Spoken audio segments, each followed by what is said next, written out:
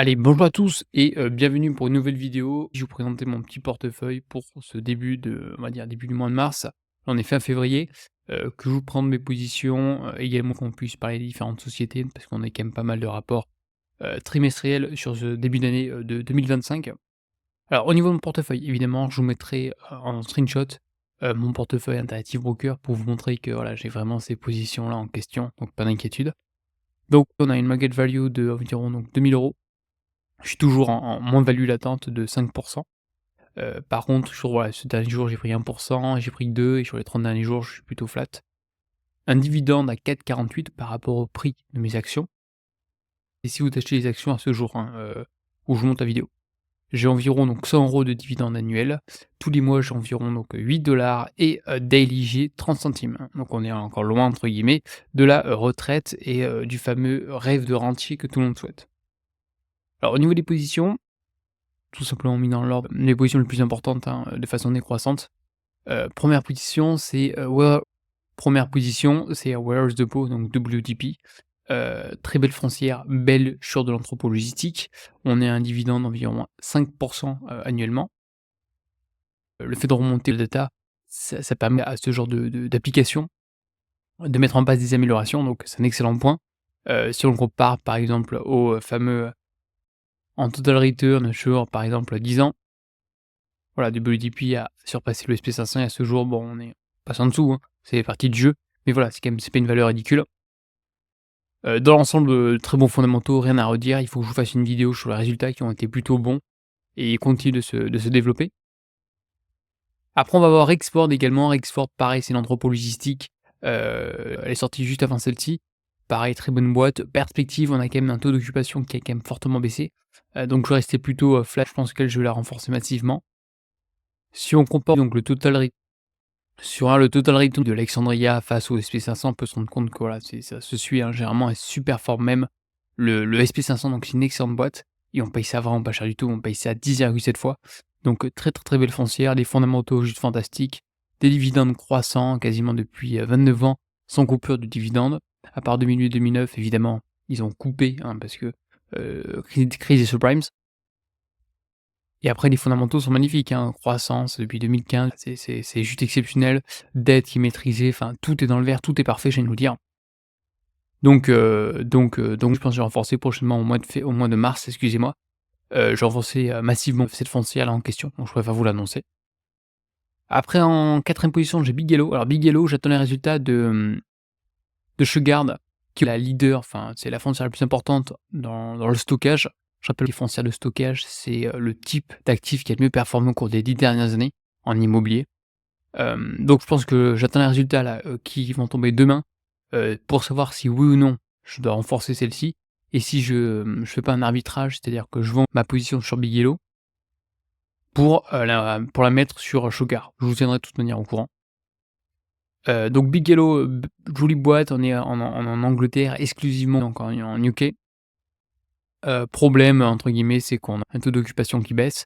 On a SF Store également, un des concurrents qui a fortement baissé. Mais voilà, on est qu'en Angleterre et alors que Sugar, on est vraiment en Europe. On est dans plusieurs pays, donc à analyser, hein. Après je vais voir, American, Homes for Rent, très belle foncière dans le résidentiel. Pareil, hein, des super fondamentaux. Alors le problème, c'est que ça se paye quand même assez cher, hein. Enfin faut les free cash flow, j'ai un peu de mal. Mais voilà, magnifique foncière. Pour moi, c'est la foncière la plus intéressante, dans le rési.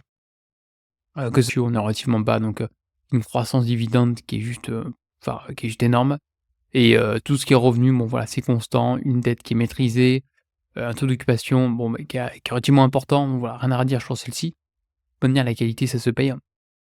Moi, je suis partisan, de payer la qualité, alors on va essayer de maximum c'est 20 les free cash flow, mais je j'ai pas envie de payer un truc à 10 des free cash flow, sachant que c'est une daube, voilà. J'aime bien dormir la nuit, j'aime avoir de jolies entreprises au sein de mon portefeuille et si possible ne pas les acheter trop cher. Je continue avec Realty Income. Realty Income, je pense que j'ai loupé un petit passage, hein, c'est bien également vous mentionner pas mes erreurs, hein, je vous montrerai attention une analyse graphique, mais on paye ça à 13,5 fois, le secteur c'est 13, la moyenne c'était 15, voilà, lorsqu'on arrivait à des niveaux aux alentours de 10-11, là c'est intéressant d'en prendre. Alors c'est une très belle foncière, hein, notamment pour le dividende qui est croissant, rien à redire sur ce point-là. Par contre, niveau croissance, voilà, le problème, c'est que c'est une grosse market cap, on est sur une large cap, quasiment 50 milliards. Donc évidemment, la croissance est un petit peu moins importante. Ceci étant, c'est une très, très belle foncière que je compte, je pense, en reprendre par la suite. C'est pas une foncière que je vais avoir, dans le top 3, hein, je préfère Alexandria. Elle a un potentiel de croissance qui est plus important, avec un dividende, qui est à 5 quasiment. Donc je préfère Alexandria. Et après Sugar, Sugar, une très, très belle foncière belge, hein, je vous le dis, il y a de très belles foncières belges. À ce jour, j'en ai 2, donc j'ai, Wells de Pau et celle-ci. Non, c'est pas très, très connu, hein, bon, ça fait partie du jeu. On est sur le market cap de 3 milliards, donc plutôt petit, hein, mid, mais tout juste «mid» entre guillemets. On paye ça quand même assez cher, hein, 20 les pras, donc les free cash flow. Par contre, très, très belle foncière, c'est croissant, la dette est maîtrisée, enfin voilà, rien à redire sur ce point-là. Taux d'occupation, c'est parmi les meilleurs en Europe, hein, 88. À côté Big Yellow a des taux d'occupation et Safestore, inférieurs à celle-ci. Une boîte qui est très, très bien gérée.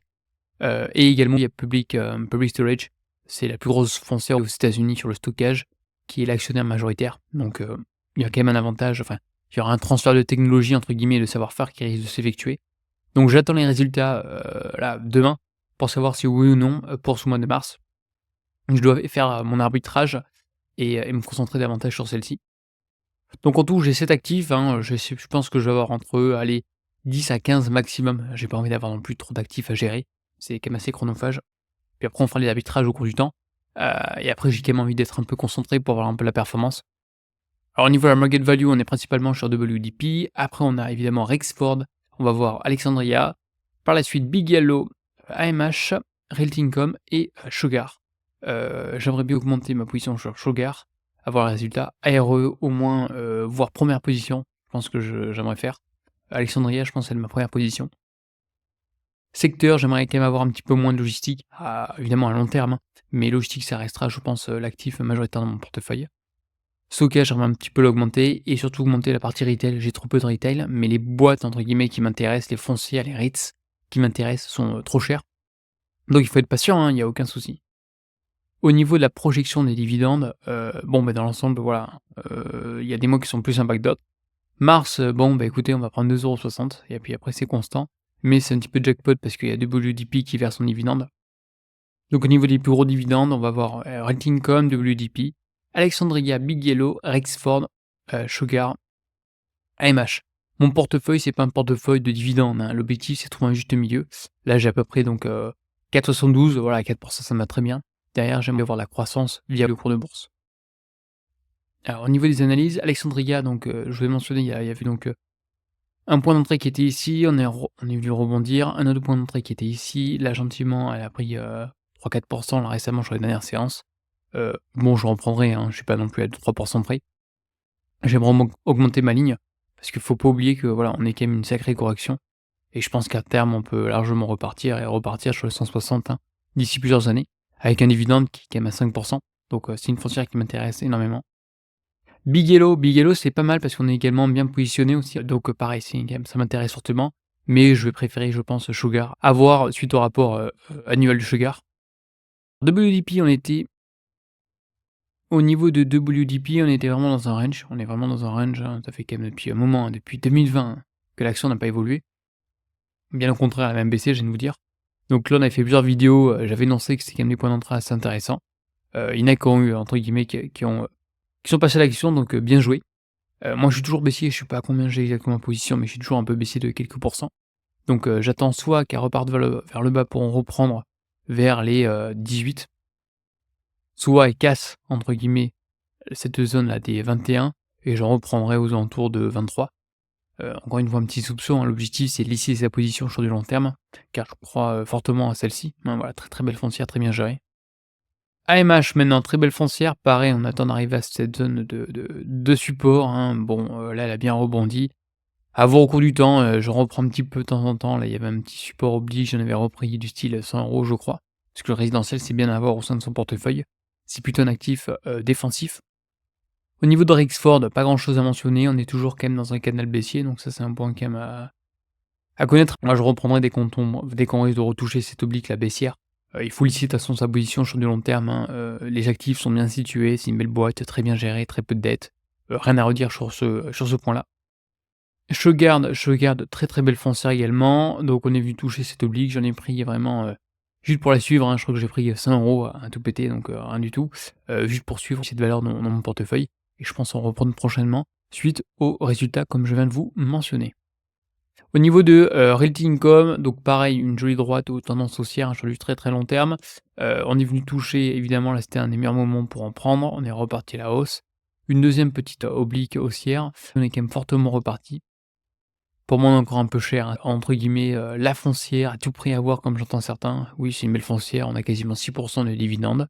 On a une croissance qui est quasiment flat, hein, mais je pense qu'il reste de je pense que le cours de bourse risque d'augmenter en fonction évidemment, des aléas géopolitiques et des marchés de l'OAT.